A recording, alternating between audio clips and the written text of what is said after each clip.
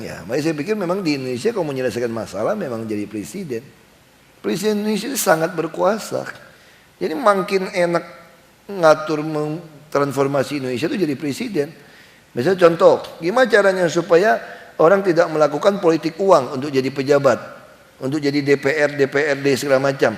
Gampang, gak usah berdebat. Dibuat aja peraturan. Siapapun mau jadi pejabat harus diperiksa asal muasal hartanya.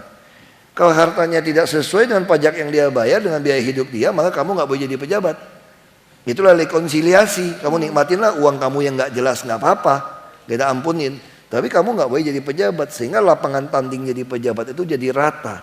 Jadi orang jujur yang mau mengabdikan, PNS yang mau mengabdikan diri jadi pejabat, tidak melawan koruptor gitu loh. Nah itu siapa bisa bikin presiden? Baik. Oke, sekarang kita melihat gambar berikut ini. Ini dia nih, ada apa dengan upacara bendera?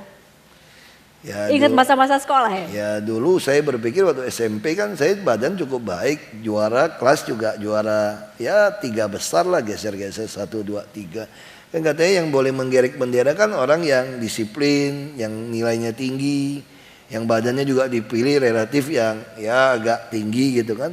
Nah saya kan masuk kriteria itu gitu loh. Cuma nggak bisa kenapa? Karena orang turunan Tionghoa nggak boleh katanya. Itu kalau sampai bendera jatuh bisa ditembak, wah ditakut-takutin macam-macam. Ya saya jadi terobsesi.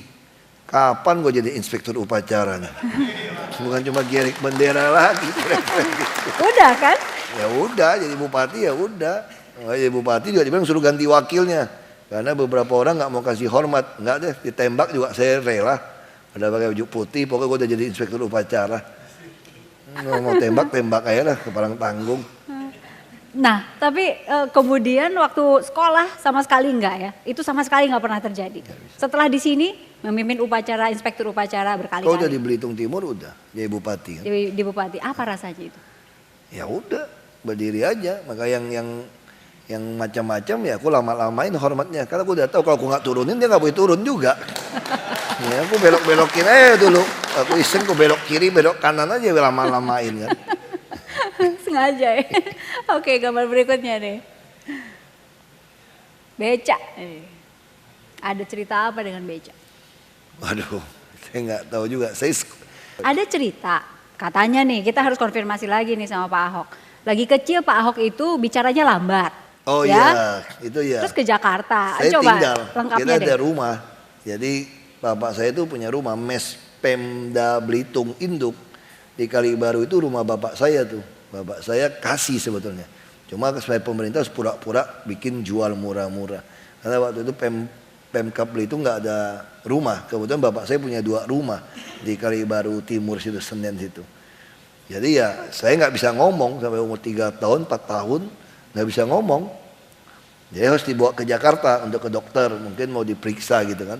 Nah sampai di rumah sana tiba-tiba pagi-pagi lihat becak lewat, saya teriak becak gitu kan. Habis itu langsung lancar, lagi di bawel. Berkat becak. Langsung jadi bawel. Sampai sekarang bawelnya luar biasa ya. Gara-gara ditunda terlalu lama nggak ngomong gitu loh. Jadi keluarnya banyak gitu. Oke, ada gambar berikutnya ya. Ini jualan roti. Pernah? Ya kan bapak saya juga pernah bangkrut kan, jadi ibu saya bantu jual roti. Itu waktu Pak Ahok umur-umur SD. Jadi ya pembantu bawa kita ikut jualan gitu kan. Ya tetangga-tetangga yang ngeledek, masa anak pengusaha jualan roti gitu loh. Ya kita kecil kan nggak enak juga, pulang lapor ke ibu. Ibu saya bilang kenapa malu, kan jualan kan tidak mencuri.